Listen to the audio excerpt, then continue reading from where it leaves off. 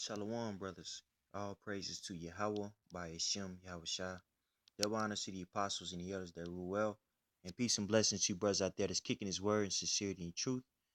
I wanted to come with a quick sit down. Well, I don't know how quick it's going to be. Um, just going into the attributes of a false prophets. When you read in Second Peter's the second chapter, it goes into depth of you know, the character, on the characteristics of a false prophet, man.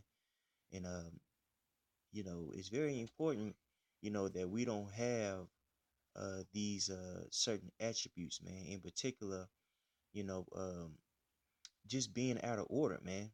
Being self-willed, and you know, you definitely want to check that. You know what I'm saying? As you get, more mature in this truth, man. There's going to be certain you're gonna come with up with a realization that you can do certain things in the truth. You have certain liberties, saying it's truth, man. When you first get into this thing, you're more of a parrot. You're emulating exactly what the apostles, the elders, say, and you're taking everything that they're saying, what I'm saying, literally. As you mature in your walk, you realize, okay, you know, they're speaking, as leaders of the elect, so they're gonna say certain things that's good for the body. And now it's gonna be up to you as a man to figure out, what's good for you, you know, uh, you know, in certain scenarios, you know what I'm saying?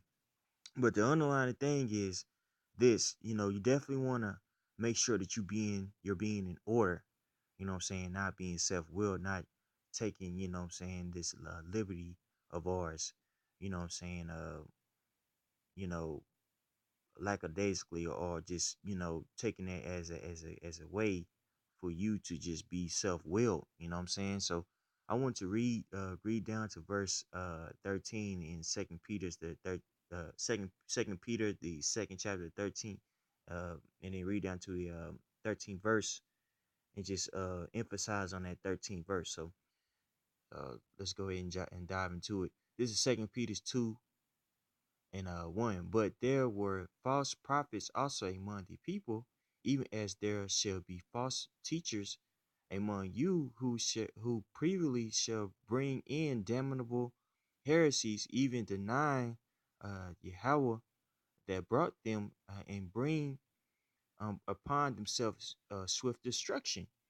And many shall follow their pernicious ways, by reason of of whom the truth like by reason of whom the way of truth shall be evil spoken of. And that's what you're seeing, with these fallouts.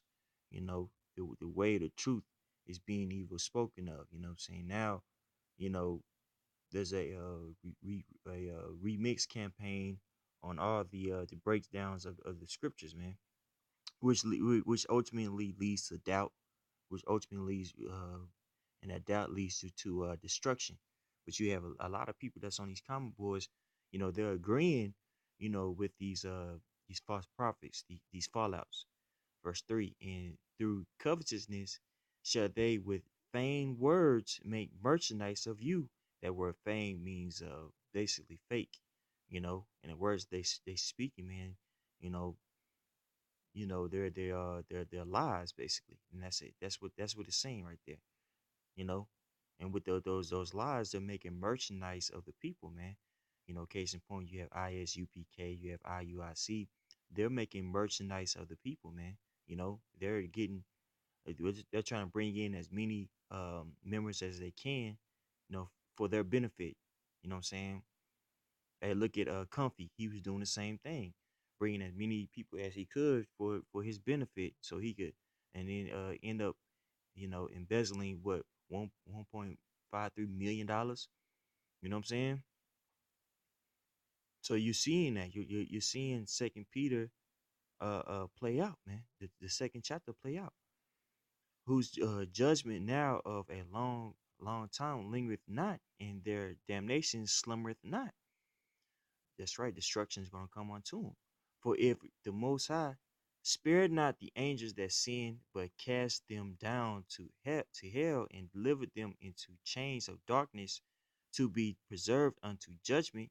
And spare not the old world, but saved Noah, the eighth person, a preacher of righteousness, bringing the flood upon the world of the ungodly, and turning the cities of Sodom and Gomorrah into ashes, condemned them with a overthrow, making them an example unto those that after should uh, live ungodly, and delivered just Lot, vexed with the filthy conversation of the wicked, for the righteous man dwelling among them, and seeing and hearing vexed his righteous soul from day to day with their unlawful deeds. uh, the Lord knoweth how to deliver the ungodly out of temptation, and to reserve the unjust unto the day of judgment to be punished. That's right. So we, stick to what we were taught. Stick to being in order, man. Stick to glorifying Yahweh Shai, and we're gonna be saved. But the same people, or those that we've been talking about, you know, they're gonna be reserved for judgment, man. They're gonna be destroyed because they haven't followed the that path, man. You know, and that path is being in order, and also glorifying the word of Yahweh by Shem Yahweh Shai, man. You know what I'm saying? In prophesying, man. Not remixing prophecies, not second guessing everything that you were taught, you know, bringing in damnable heresies for your own belly, not your spirit but your own belly. You know what I'm saying? Hey, you know, that's how you're gonna be saved. You know what I'm saying? By staying on point. Verse 10. But chiefly them that walk after the flesh in the lust of uncleanness, and despise government. Presumptuous are they, self-willed. They are not afraid to speak evil of dignities. That's right. So, you got guys in the camp, man. You know what I'm saying? They're not afraid to speak against dignities. And that word dignities means order, the order of the camp. You know what I'm saying? There's going to be certain scenarios where you're not going to agree with everything that was brought out. You know what I'm saying? In its truth. But it's very important for you to just to remain in order, man. But you're going to have a lot of people that are not going to remain in order. They're going to do what they want to do. And for that, they're going to be destroyed, man. Whereas angels, which are greater in power and might, bring not railing accusations against them before the Lord, but these, as natural brute beasts, made to be taken and destroyed, speak evil of the things which they understand not, and shall utterly perish in their own corruption, and shall receive the reward of unrighteousness, as they that are counted in pleasure to ride in the day. That's right. So these false prophets, they're going to be destroyed. You know what I'm saying? With 2/3, with people who just out there living in life and ain't worried about the truth, man. You know, spots they are, and blemishes, sporting themselves with their own deceivings, while they feast with you. That's right. So they're boasting and bragging. You know what I'm saying? In their deceivings. You see what I'm saying? Why they feast with you? You know what I'm saying? You know. And we had a cat like that, man. All he wanted to do was just talk down on we talk down on brothers, and also talk down on a particular brother that was in the truth, that got admonished. He felt like a certain order should went out, and he made that his doctrine. You know what I'm saying? Wanted to go behind brothers back and speak to the apostles about it and things of that nature, man. He's going to hell off, man. He was out of order.